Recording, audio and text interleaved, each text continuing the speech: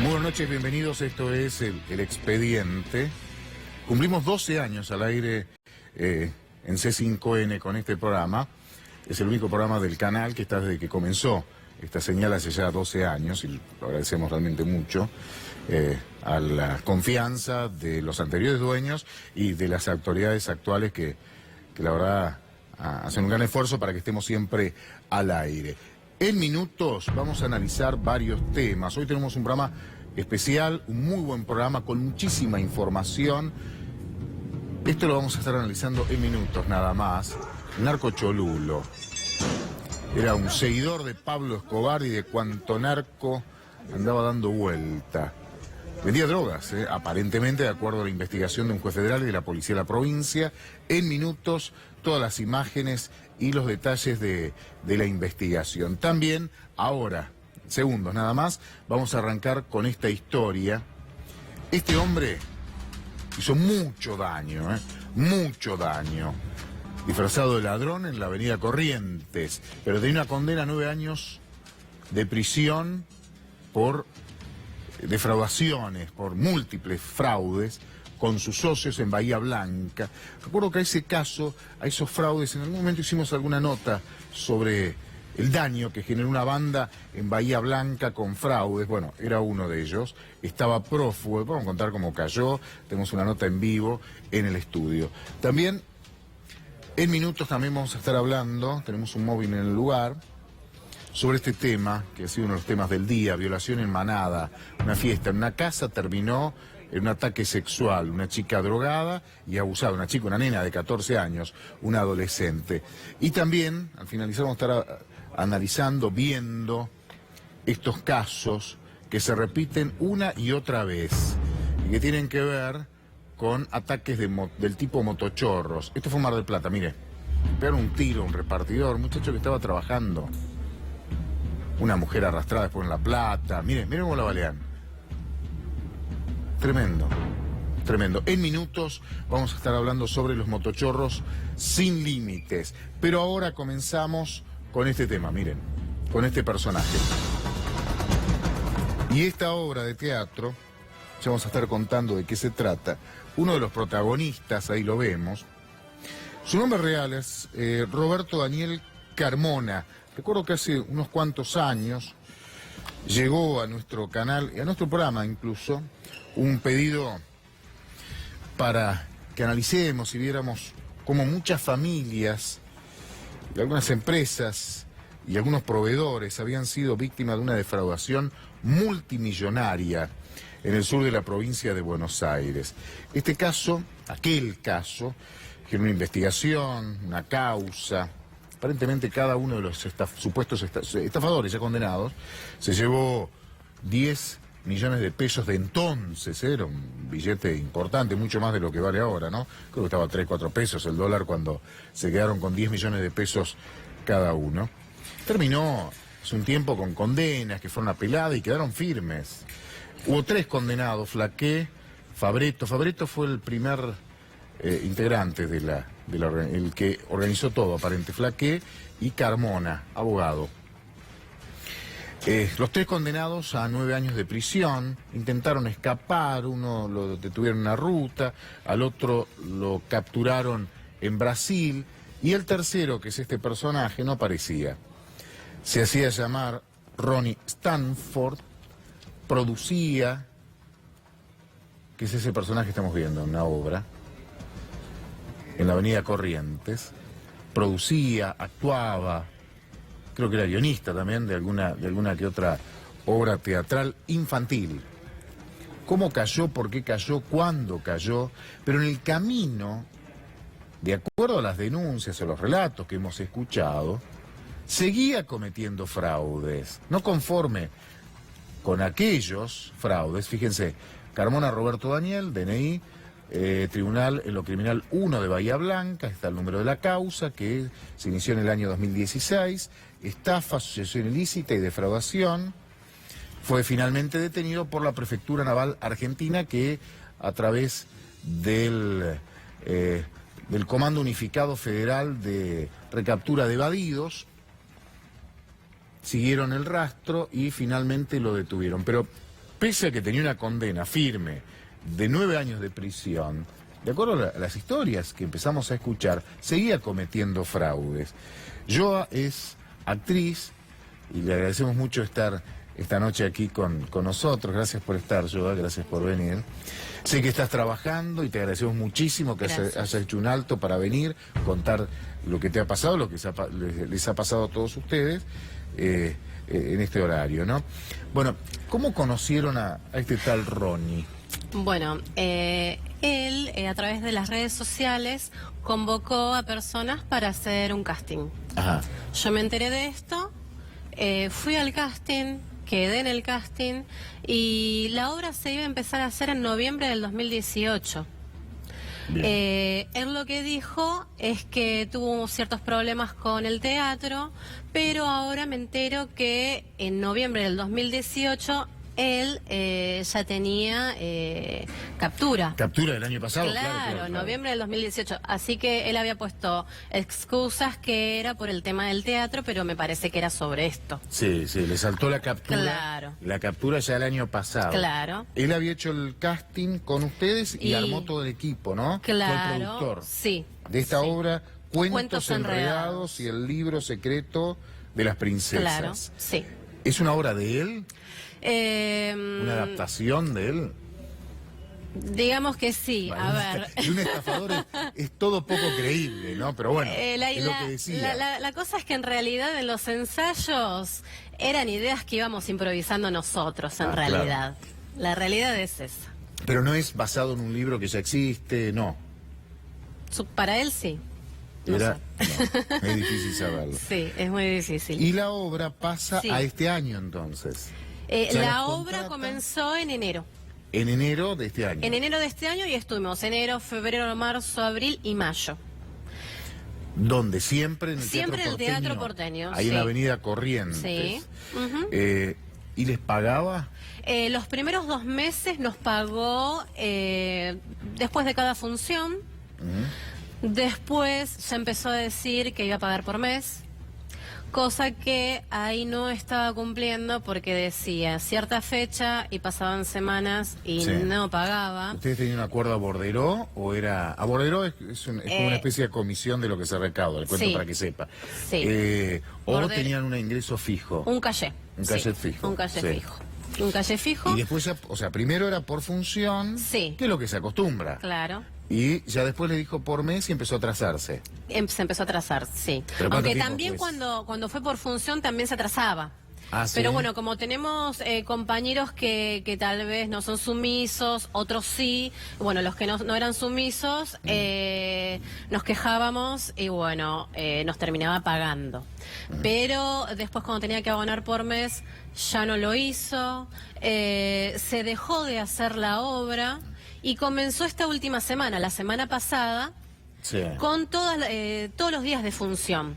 Ahí es donde... Porque la semana era vacaciones, por eso mismo. Teatro infantil, vacaciones, obviamente el fuerte son las vacaciones de invierno. Sí. Lo que sí hay, en esa semana, él prometió pagar la deuda. Que ya tenía acumulada. Que a algunos nos debía 1 mes y a otras personas que son más sumisas 2 meses y demás. Y ya era mucho. Claro. Entonces, ya estaba por terminar la semana de lo que es las funciones. Entonces yo empecé a mandarles mensajes por WhatsApp y a él, sí, por el tema del pago y no contestaba los mensajes. No contestaba los mensajes de WhatsApp. Y me entero que ya no usaba más el celular porque supuestamente se le había roto. O sea, ya estaba apagado el Claro, después también ¿Cómo lo conocían ustedes? ¿Con qué nombre? Nosotros como Ronnie Stanford, le preguntábamos... Ronnie Stanford. Sí, le preguntábamos el nombre real y evadía y decía que Ronnie Stanford era su nombre artístico. Tiene páginas, hay redes sociales que aparece, pero no, vos buscás, no aparece como un nombre real. Claro, solamente Ronnie Stanford y su Facebook también. Sí. Ronnie Stanford tiene su página también porque es productor teatral. O sea, nunca supieron el verdadero nombre. Nombre verdadero, no. Tal Carmona, que era abogado, nada. No. Nada. ¿Ustedes sospecharon en algún momento de algo raro? Y bueno, al principio también es el tema del nombre, pero bueno, como a veces hay artistas que no quieren dar su nombre real y quieren dar solamente el nombre artístico, bueno, pasaba eso. Pero después, tal vez fotos grupales no se sacaba con nosotros, con el público tampoco. También me llamaba la atención que iba y venía a las Toninas siempre en el tema de ensayos. Sí. Claro, se iba a las Toninas. ¿Por qué a las Toninas? No sé, él decía que iba a hacer Él decía cursos. las Toninas. Que iba a las Toninas y hacía cursos de cuentacuentos, hacía él. Que bueno, tenía mucha convocatoria sus cursos, ¿sí? Venía mucha gente. Es más, ahora... ¿Y es cierto eso? Sí, eso es verdad. Sí, porque es productor teatral, se ocupaba de eso. Y ahora en esa página que es Aprendijuegos, hay muchas personas que se están quejando porque abonaron los talleres de cuentacuentos porque iba a estar Anita Fernández, creo. Ajá. Y bueno... no apareció por el tema que está preso y bueno, ya cobró esos cursos, ya los cobró. Sí. Así que tiene que devolver eso también. Claro, tenía muchos seguidores en las redes. Sí, tenía 30.000. ¿Era un personaje conocido con este nombre de antes o es nuevo en el mercado? No, él hace 15 años que está con este tema también. O sea, él ya estuvo preso. Pero como Ronnie lo conocen hace muchos años. Muchos años, sí. ¿Y ella estuvo? Él ya estuvo preso. No sé si en el 2012.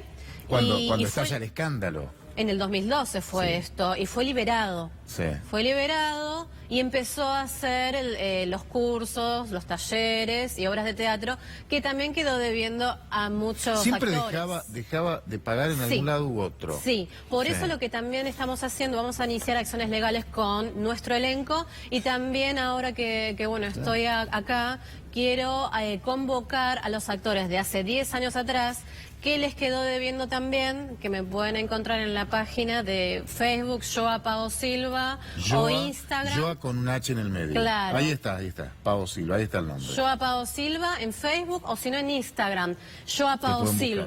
Sin la A, todo igual, sin la A. Te pueden buscar para que tratar de cobrar. Que me manden mensajes porque vamos a iniciar acciones legales para que todos cobren lo que les debe. Claro. ¿Sí?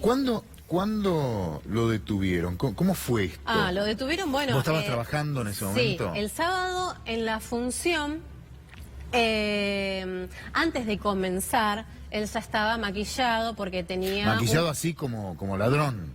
No la foto, esa es la foto que aparece. Tiene una foto, creo que estaba maquillado Esa, él ya estaba vestido así. Ya estaba vestido así. Entonces llegó Prefectura, él estaba en camarín. Además es el productor, guionista, también director, es compañero nuestro porque también es actor. Sí, sí. Bien, él ya estaba maquillado así, para salir de escena. Así. ¿Qué horario más o menos? 16 horas. Primera función. Sí. Sí. Entonces, bueno, llegó Prefectura. ¿Y ustedes qué aparece? No entendíamos nada, no entendíamos nada, no sabíamos actores. si era un chiste, si está todo armado, no sabíamos nada. ¿Pero dónde entró? El Teatro Porteño es grande, ingresó directo a los camarines, la gente de Prefectura. Entró. Sí. O sea, aparecieron un tipo de uniforme de Prefectura. Sí. ¿Y qué dijeron? Y bueno, lo que le iban a llevar preso. ¿A él directo Sí, fueron? porque estaba prófugo. Ahí nos enteramos ¿Y ustedes? todos. Y bueno, nos enteramos, pero no entendíamos nada. Me imagino, ahí está el momento de la detención. Sí, nos sorprendimos mucho, mucha desilusión también, porque bueno, era una persona con nosotros, era una persona atenta, se preocupaba por nosotros, nos felicitaba cuando las funciones salían muy bien. ¿Es bueno como actor, como director, era bueno? ¿Tiene experiencia en esto? Como ¿Te das cuenta si alguien no sabe? Como actor yo lo vi bueno. Como autor no sé, porque nosotros en realidad armamos la obra. Pero sí buen actor. Yo lo veía buen actor y no le así gustaba, pagador. Y le gustaba realmente. Le gustaba realmente. Eso es lo que veía yo siempre, porque, o sea, estaba desde enero con él. Claro, pero él, a ver, era un tipo que le gustaba mucho el arte, evidentemente. Sí. Bueno, eso sabíamos, que era abogado. Ahora recuerdo. ¿Sí? Sabíamos que era abogado, creo que los padres también eran abogados, y que él se quería dedicar siempre al arte. Eso es lo que siempre contaba. Que él es abogado, es cierto. Sí. que los padres viene de también. familia de abogados, y él siempre quiso ser actor. Claro. Sí. ¿Y tenía familia? O sea, los padres ya están fallecidos, son muy grandes. Eso no tengo idea. ¿Nunca apareció ningún familiar de él? Nunca apareció un familiar, pero sí su hijita. No sé si tiene 3, 4 años. Ah, nena muy chiquita. Y ella aparecía, y bueno, esa creo que fue la única foto grupal que tuvimos con la hija y él. ¿Por qué? No sé. Eso llamaba la atención también. Porque hay pocas fotos de él. ¿Cómo es el tema de las pocas. fotos? Es que fue esa solamente, la foto cada grupal función cuando vino te la sacás hija. una foto en camarín, eso Porque es aparte común. nos sacábamos fotos con Para las todo redes. el público. Sí. Con el público también nos sacábamos porque, bueno, estábamos muy personificadas, así que muy bien. Así que la gente, los nenes siempre se querían sacar fotos con nosotros. Sí, y él no quería. Él siempre estaba metido en el camarín. Ahora te das cuenta, obviamente en ese momento no sospechaba, ahora te das cuenta porque estaba prófugo, sabía que estaba prófugo. Ahora nos damos cuenta de todo, sí. Sí. ¿Qué pasó el día de la detención? ¿Se lo llevaron directamente? ¿Él directamente. quiso hacer la obra? Eso es mentira. A ver. Porque por todas las redes sale que él pidió hacer, por favor, la función y después lo detenían. Sí. Pero no, la realidad Hay es una que... información oficial del Ministerio de Seguridad que dice eso, por eso concretamente. La realidad de él que el Ministerio de Seguridad mienta es medio raro. No, él pidió... por favor, sacarse el maquillaje. Porque no quería que lo llevaran vestirse. vestido chorro. Y claro, ya era como demasiado eso. ¿Y le permitieron sacarse la ropa? Sí.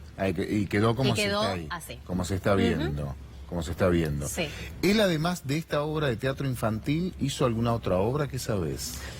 Sé que hizo varias obras antes, también sobre cuentos enredados, con otro elenco, y en el Vitral hacía. ¿Qué es en el Vitral? Queda la vuelta, otro teatro, otra sala, perdón, queda la vuelta del Teatro Porteño. Bien. Pero bueno, no sé. ¿Muchos actores trabajaban ahí con él? Sí, siempre eran 9, 10 actores. O sea, mucha gente. Sí. ¿Y esa gente se quedó sin trabajo ahora con esta obra? Y ahora todos nos quedamos sin trabajo. Sí, ese es el tema. Entre nosotros estamos armando una obra de teatro también, todo esfuerzo propio. A pulmón, que estamos buscando productor, estamos buscando sponsor o lo que sea, para nosotros empezar, porque quedamos sin trabajo, quedamos desilusionados, quedamos sin el pago. O sea... Es muy difícil, por eso te preguntaba esto, es muy difícil sostener una obra de teatro, más en estas épocas. Claro. Es complicadísimo. Como sabrán, en mi caso estoy en una obra de teatro con Mauro Zeta, lo estoy contando solamente al aire, hay un asesino en la sala, con la producción de Gustavo Yankelevich en el Teatro Apolo, que es un placer hacerlo. Pero vos ves los costos, cuánto sale, cuánto se recauda, y la verdad que es un esfuerzo enorme. Y por eso te preguntabas, ¿cuántos son? Son muchos, es muy difícil. ¿Iba mucha gente a esta obra? Y sí, se llenaba, o sea, son 120 butacas y era el 3/4 partes, la mitad, pero no bajaba de eso. Bien. Así que hoy por hoy créame que es muy buena, un buen caudal de público. Pero eso se terminó. Y ya se terminó, ya está. ¿Y en el teatro qué te decía? ¿Pagaba el teatro? Porque debe haber claro, sí. Te cobra el teatro, seguro en realidad. de sala y demás, es más difícil estafarlo. Y todo eso, sí, había que pagar. Le cuento que se paga, la gente paga la entrada, el 30% se queda al teatro y después la otra parte va para toda la producción. Así es que generalmente se acostumbra. Claro. Por eso el teatro seguramente cobró. Pero no ustedes. Sí, el teatro sí siempre cobró. Y la obra se terminó. La obra se terminó y ya está. Así que bueno, nosotros estamos también esforzándonos en ¿Tuvieron alguna sospecha en algún momento de...? Porque, a ver, me decís, se llamaba Ronnie Stanford, no dice el nombre. Se atrasan los pagos. Supongo que le fue generando a ustedes sospechas. Hubo unas personas que renunciaron también por eso mismo, porque no pagaba. Y bueno, entonces cuando directamente se fueron, otras se quedaron, nosotros insistimos porque dijimos, bueno, vamos a creer en él porque en esta semana, la que pasó, él iba a terminar de abonar, yo creí en él, confié en él y bueno, la verdad que no pagó. No pagó. No pagó. No. ¿Se contactó alguien con ustedes después? Nadie. Nada. No. Es más, yo hablé con una persona que por favor, hablé con él por el tema del pago y me dijeron que no, solamente lo tengo que hablar con Ronnie. Y bueno, Ronnie está ¿alguien preso. que trabajaba con él? Sí. ¿Saben dónde vive? ¿O es todo misterioso, todo raro? No, sí, a mí me había invitado una vez, que me pareció muy raro que un director me invite a la casa. No acepté. Sí. Acepté reunirme en un café porque también me había propuesto hacer varias otras obras de teatro. Sí. Ya que sé matemáticas, quería fusionar la matemática con la actuación para que, bueno, los chicos también que vayan a ver una obra y también aprendan matemáticas. Sí. Y después a otra obra también, que era una señora y demás. Iba a conocer la casa, pero bueno, no la conocí. ¿Pero sabes dónde queda? No. Pero hay un compañero mío que sí sabe la casa, pero generalmente creo que es de alquilar. Así que casa una vida propia muy no extraña. Tiene. Claro. Muy extraña, o sea, no tiene casa propia. Pero, de acuerdo, le cuento algunos datos antes de preguntarte un poquito más, unos datos de la causa. Sí. La causa por la que fue condenado investiga un fraude multimillonario. Estamos hablando año 2011 aproximadamente, de 2011 y 2013. En realidad lo que hicieron fue una empresa constructora, DIF, que integraba, tenía 3 socios, Flaqué, que es el primero, y después aparece un tal Fabreto, que es abogado, y también Carmona. Esta sociedad empieza a hacer una construcción, la gente que está viendo en Bahía Blanca sabe de qué estoy hablando. Empiezan a hacer obras, supuestamente obras, y empiezan a buscar damnificados, posibles compradores de esas viviendas, fideicomisos, ese tipo de negocios ofrecían. Y empezaron a reunir dinero, pero la obra aparentemente arranca, cuando arranca empiezan a vender. Pero fue solamente un arranque nada más, como simular que estaban haciendo algo y seguían vendiendo propiedades que nunca entregaron. Pero no solamente eso, sino había sociedades inexistentes con sociedades truchas, abrían cuentas bancarias, tenían chequeras, cheques sin fondos y pagaban con esos cheques. Era un fraude enorme. De acuerdo a la investigación de un juez, se llama Ricardo Gutiérrez, el fraude alcanzó, les dejó un beneficio a los estafadores de 10 millones de pesos a cada uno. Usted dice, hoy 10 millones de pesos es una fortuna. Es cierto. Año 2011, saque la cuenta, fíjese más o menos como cuánto estaba el dólar, y se da cuenta que era una fortuna mucho mayor. Estamos hablando posiblemente de un palo verde, cada uno o más. Y que después desaparecieron y quebraron. Y hubo 120 damnificados, 120 personas. Seguramente muchos están viendo en Bahía Blanca, que la pasaron muy mal y perdieron mucha plata, pero además les robaron la ilusión de tener su casa propia. Es doble el daño cuando se hace con estos fideicomisos de obras de construcción. El daño económico y la ilusión de una familia de acceder a su casa propia. Eso es gravísimo. Se inició una causa, litigaron durante un tiempo, buscaron algunas alternativas, porque se derrumbó todo, se mandaron a mudar, y terminaron condenados. La condena terminó firme ya el año pasado. Uno de ellos, como les contaba al principio, lo terminaron capturando en un cruce de ruta, en un control, se estaban mandando a mudar. Otro fue detenido en Brasil, había escapado a Brasil. O sea que se fueron con mucha plata del fraude. Y el tercero era que más de un palo verde se llevó de ese fraude. Bastante más de un palo verde. Y no apareció nunca más. Tengo entendido que es de Buenos Aires, no es de Bahía Blanca, tenía un estudio jurídico en la ciudad de Buenos Aires y cometieron aquel fraude en Bahía Blanca, es uno de Bahía y los otros 2 son de Buenos Aires, y desapareció, cuando le quedó la captura desapareció de los lugares habituales, por eso le preguntaba de la casa, los domicilios los eliminó, empezó a alquilar viviendas y a mudarse de un lado a otro para escapar de la policía. Él sabía perfectamente, porque en la página de prófugos, en Interpol, en la policía de la provincia de Buenos Aires, en la Policía Federal, aparecía este hombre, Roberto Daniel Carmona, pero sin barba, así afeitado, con orden de captura. Esto que se ve del Ministerio de Seguridad está hace un tiempo con la orden de captura. Y también tenía circular, código rojo, circular roja, en Interpol. Si él pasaba por algún control internacional, a ver, pasaba por un control de aduana en Dubái, lo metían preso en Dubái, o acá en Argentina, a cualquier lado también. Por eso se movía en un círculo muy chico y había cambiado su nombre, había cambiado sus hábitos y sus amistades, porque alguien inexorablemente lo iba a terminar denunciando.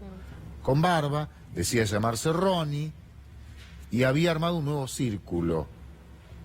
Y ahí comenzó con todos estos fraudes, con estas maniobras para esquivar el accionar de la justicia. Pero no se olviden que hay 120 damnificados al menos en la ciudad de Bahía Blanca y alrededores que perdieron sus ahorros y le robaron la ilusión de tener su casa propia. Y además, otro dato, una foto aparentemente fue clave para atraparlo.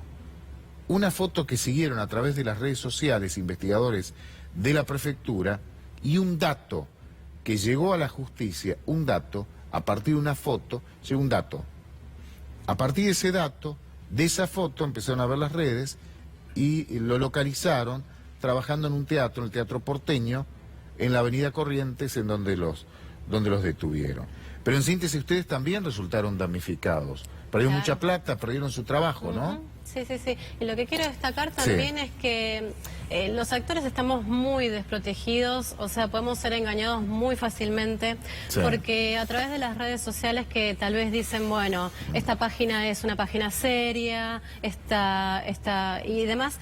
Entonces nosotros pensamos que es una página seria, confiamos en la gente que solicita actores para obra de teatro y demás, y la realidad es que ahora, por ejemplo, esto nos está pasando, guiándonos de una página que supuestamente es seria. Así que, no sé, yo creo que también tiene que haber un poquito más de protección hacia nosotros. hacia tu profesión, claramente. Y sí, porque aparte nosotros estamos, o sea, era una obra en calle Corrientes, un director que tenía 15 años de trayectoria, hacía talleres. Entonces, ¿uno qué cree? Bueno, es una persona medianamente seria, se puede trabajar bien.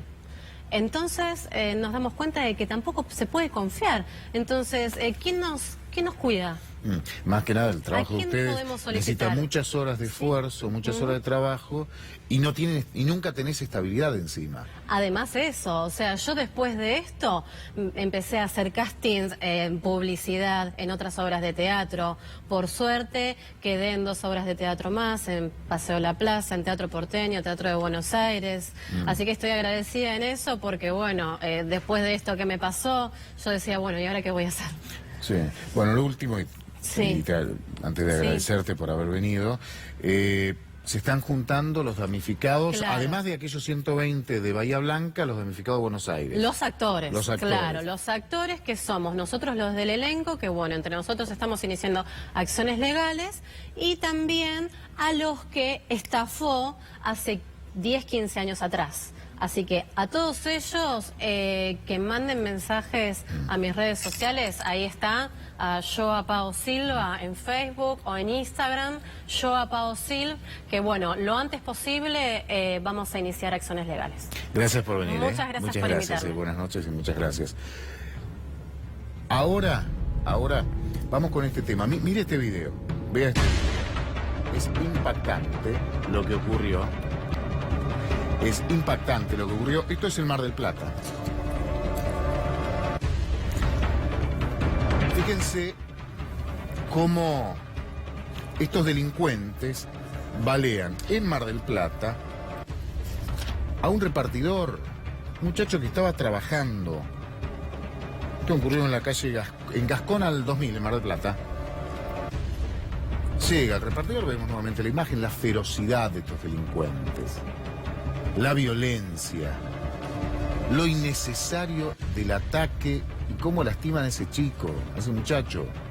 Le pegan un tiro, ahí viene una señora caminando, el joven queda gravemente herido. le dio una pierna, sobrevivió por suerte, lo llevaron al hospital interzonal, fue dado de alta, pero lo pudieron haber matado por nada. Por nada, la violencia sin límites de los motochorros. Vamos a ver otro video ahora, otro ataque más de motochorros.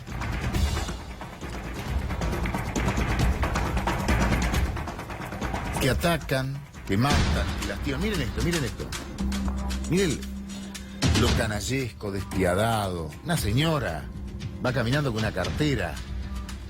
Y el delincuente, motochorro, fíjese, el cómplice está más adelante. Esto ocurrió en La Plata, en el barrio Altos de San Lorenzo, en la zona sur de La Plata. Mira la señora, mira el delincuente. La lastima, la arrastra, la golpea. Tremendo. Son delitos que se repiten. Esta señora se llama Claudia. Hola Claudia, buenas noches, gracias por atendernos. ¿Qué tal? Buenas noches. Me imagino cuando ves las imágenes todavía estás impactada, ¿no? Exacto. Lo violento. Sí, me pone muy nerviosa, me late el corazón. Como que volver a recordar eso hace mal, hace daño. ¿Cómo fue el ataque, Claudia? Fue a las 10, el martes a las 10:20 de la mañana, plena luz del día, sol, nada, no había nadie en la calle, sentí una moto. Yo soy precavida, fíjate de qué lado llegó el bolso, vengo por la vereda, no vengo por la calle, sí. Pero bueno, en ese momento me agarraron distraída, no pensé que me iban a robar.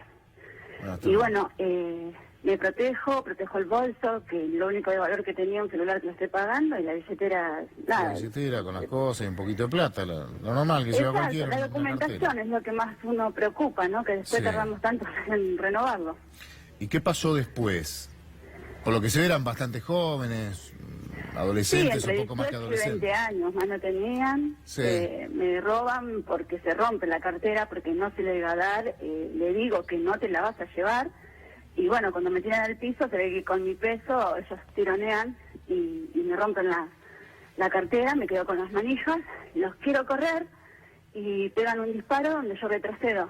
Y después vuelven a tirar y loca, nada, los seguí corriendo por el medio de la calle. Doblan en la esquina para 77 y para ver si alguien me podía ayudar o algo, pero nada, solo encontré una vecina. Bien, ¿es cerca de tu casa, Claudia? Sí, a 2 cuadras y media de mi casa. Después te ayudaron, veo como caminás asustada, con miedo, ¿te ayudaron? Sí. ¿Qué pasó después? O sea, me ayudan a una cuadra de mi casa que encuentro una vecina que me conoce y bueno, me calma un poco, me contiene, me dice para qué lado habían ido. Sí, me sentía bien y nada, me vine esa cuadra y media que quedó de recorrido llorando como una loca y a contarle acá a mi nuera. Me imagino. ¿Y después fuiste a hacer la denuncia? Sí, me acompañaron a hacer la denuncia y me entero que hubo un robo parecido a las 11 de la mañana en 2077, los mismos. ¿Sí? Los mismos delincuentes se venían robando el mismo día. Exactamente, sí, exactamente. Le robaron una bicicleta a un chico. Una bicicleta a un chico. O sea, salen a robar cualquier cosa, lo que se le cruce.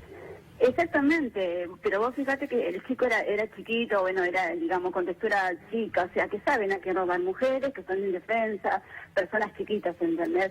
Y en esta semana yo me acabo de enterar ayer que hubo 20 robos en la zona. Entonces, 20 robos en la 20 zona. Robos en la zona. Solo ahí en esa zona. En esta zona y llega hasta 90 y casi 4. Eso es en la zona sur. Sí, eso es la zona sur de La Plata, ¿no? Barrio Grande, en la zona sur. Ahí tenés una gran cantidad de robos. ¿Te lastimaron? ¿Tuviste que ir al hospital? No, me hicieron un golpe, una lastimadura en la rodilla derecha, pero no nada grave, digamos. Bien, ¿y hay detenidos o no? Detenidos por el momento, que a mí no me avisaron nada. No, ese día en la comisaría éramos mucho lo que estábamos denunciando. ¿Sí? Y por eso me entero yo. Sí, me entero de las mismas características de los que me robaron a mí, que le robaron al chico la bicicleta. La bicicleta. Bueno, Claudia, muchísimas gracias por tu tiempo. No, por favor, gracias a ustedes por la preocupación. Bueno, ahora vamos a ver otro ataque del tipo piraña, manada. Miren, también Un grupo de delincuentes en 2 autos, dos personas que van caminando. Vemos, lo atacan.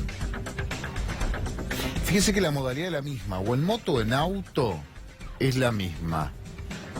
En la calle sorprenden, interceptan a una víctima, en este caso a 2.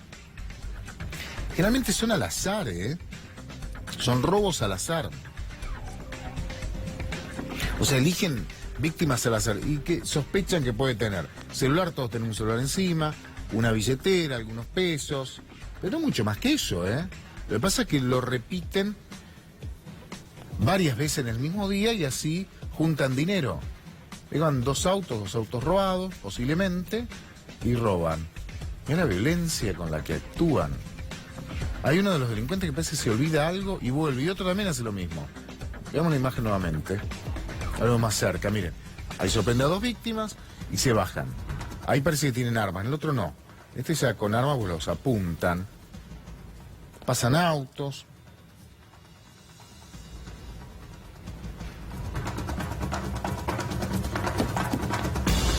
Y siguen robando.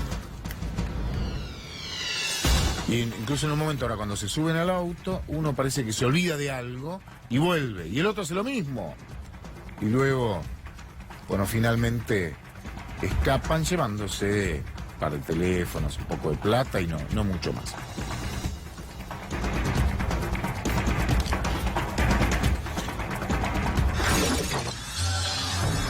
Tenemos una pausa muy breve y al regresar, no se pierdan, vamos a contar la historia completa del narco cholulo del oeste. Quería ser como Pablo Escobar. Terminó preso. En minutos.